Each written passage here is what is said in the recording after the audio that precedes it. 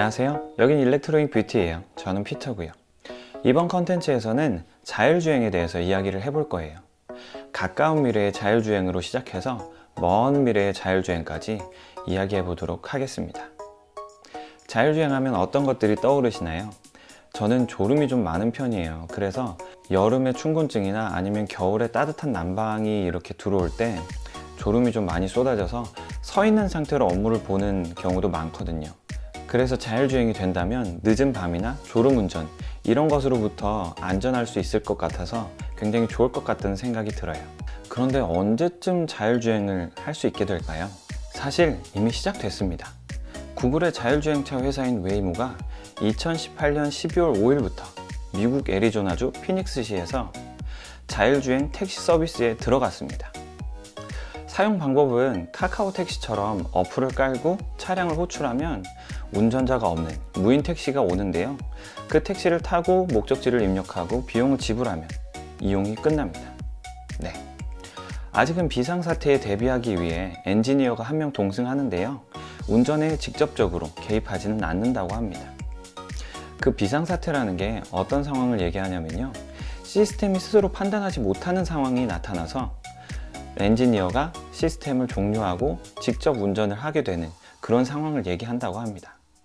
그런데 이 비상사태가 1000마일에 0.2% 정도 발생했다고 해요. 네, 구글의 웨이모는 그렇다고 합니다.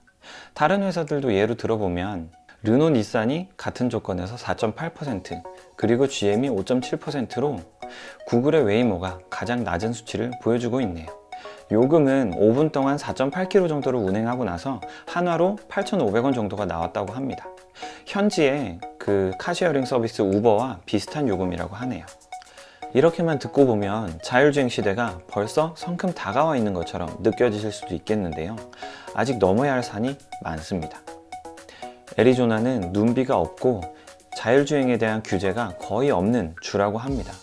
그래서 구글의 웨이모가 첫 스타팅 포인트로 애리조나주를 선택한 건 아직 날씨의 변화까지는 자율주행 시스템으로 커버하기 힘들다 라고 내부적으로 판단한 게 아닐까 생각해 봅니다. 그리고 법적인 규제 부분도 마찬가지고요. 우리나라도 아직 자율주행이 법으로는 금지되어 있고 아직 전 세계로 봤을 때 법으로 자율주행을 금지하는 곳이 훨씬 더 많이 있습니다. 그리고 책임의 문제도 있습니다. 교통수단이라는 건 늘 사고가 잇따르고 그 사고에는 책임이 있기 마련이죠. 만약에 제가 무인 택시를 타고 가다가 사고가 나면 그 책임을 택시 회사에 물을 수 있을 것 같아요. 하지만 그 차가 만약에 제 차였고 사고가 났다면 그 사고의 책임은 차량의 소유주가 져야 될까요? 아니면 자율주행 시스템을 만든 회사가 책임을 져야 할까요? 간단히 생각해봐도 어려울 것 같은 문제들이 많이 있는데요. 여러분은 어떻게 생각하시나요? 이제 자율주행의 단계에 대해서 알아볼까요? 1단계, 2단계에 해당하는 시스템은 요즘 국산차에도 많이 도입되고 있습니다. 내가 설정해둔 속도로 달리다가 앞에 차량이 나타나면 그 차량에 맞춰서 속도를 줄이고 그리고 더더더 줄이다가 멈추기까지 하고 앞차가 다시 출발하면 또 달리고 네, 이런 시스템들 말이죠. 이런 기능들이 1, 2단계에 해당하겠습니다. 그 시스템을 부르는 이름은 각 브랜드들마다 다 달라서 그냥 넘어가도록 할게요. 그리고 3단계는 1, 2단계의 플러스 핸들의 조향까지 차가 알아서 해주는 단계입니다. 테슬라와 벤츠에서 제공하고 있는 시스템인데요. 보신 분들이 많겠지만 영상 한번 보고 가겠습니다.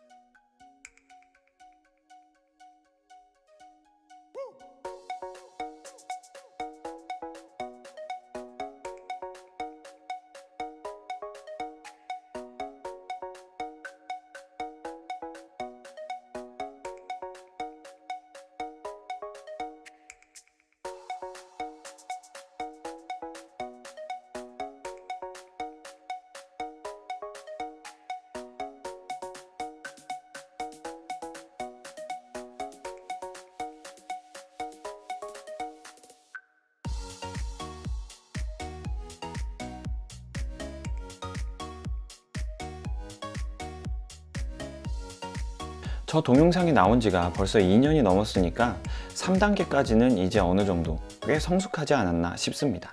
아까 보여드렸던 표에서 5단계의 자율주행까지는 아직 시간이 많이 걸릴 거라고 전문가들이나 각 회사들이 얘기하고 있어요. 그래서 가까운 미래에 우리나라도 3단계에 대한 규제가 완화되고, 그리고 시중에 판매되는 차량들도 3단계 자율주행 시스템을 탑재하고 있는 차량들이 출시되면 저는 그때가 가까운 미래의 자율주행 시대라고 생각합니다. 서울에서 부산을 간다고 하면 서울 근처에서 고속도로를 타서 쭉 고속도로를 이용하다가 부산 근처에 내려서 목적지를 찾아가게 되겠죠. 이때 3단계 자율주행은 고속도로를 담당하게 될 겁니다. 고속도로에서 나오는 커브들, 그 다음에 바뀌는 최고속도 제한, 그리고 진출입로를 통해서 유입되는 차량들, 나가는 차량들, 그리고 인터체인지, 고속도로를 갈아타는 것 등 이 모든 환경들이 지금 현재의 3단계 자율주행으로 커버가 가능한 그런 환경입니다. 멋지지 않나요? 하지만 3단계 자율주행이라고 해도 운전자는 항상 전방을 주시하고 있어야 하고 모든 부분들을 계속 모니터링 해야 되기 때문에 제가 처음에 말씀드렸던 그 졸음이 많은 사람으로서 큰 도움은 안 되겠네요. 하지만 실제로 사용하신 분들의 이야기를 들어보면 피로도가 굉장히 많이 줄어든다고 해요. 아마 운전에서 오는 정신적인 스트레스가 많이 줄어들어서 그렇게 되는 게 아닐까 싶습니다. 그리고 완전 자율주행은 아직 반대하시는 분들이 많을 걸로 생각되는데요. 3단계 자율주행은 정말 꼭 필요한 기술입니다. 안전이라는 부분에 있어서요. 왜냐하면 3단계부터는 차량의 주변 시스템을 파악하기 위한 여러 가지 장비들이 탑재되는데요.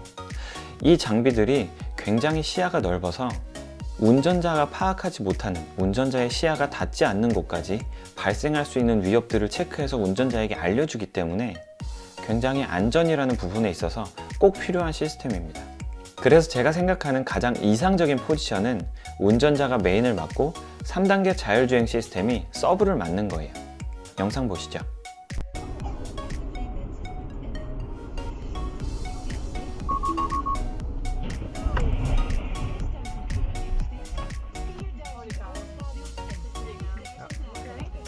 Wacht even. Wacht even tot ik kijk wat er achter ons gebeurt.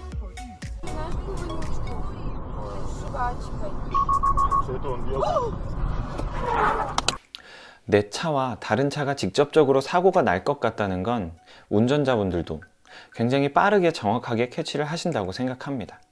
그런데 그 이외의 부분들 있죠. 다른 차와 다른 차가 사고가 날 것 같다 라는 부분은 사람이 시스템을 따라가기 힘들다고 생각합니다. 왜냐하면 시스템에 탑재되어 있는 여러 장비들, 카메라나 아니면 레이더, 센서, 이런 것들이 굉장히 시야가 넓어요. 그리고 그 여러 가지 장치에서 들어오는 정보들을 굉장히 빠른 속도로 정확하게 실시간으로 처리해내는 것도 컴퓨터니까 가능하다고 생각하고요. 그래서 저 피터는 가까운 미래의 자율주행은 3단계 자율주행으로 운전자가 메인, 시스템이 서브를 맡는 그런 자율주행이 될 것이고 굉장히 이상적이라고 생각합니다. 오늘은 가까운 미래의 자율주행에 대해서 이야기해 봤는데요.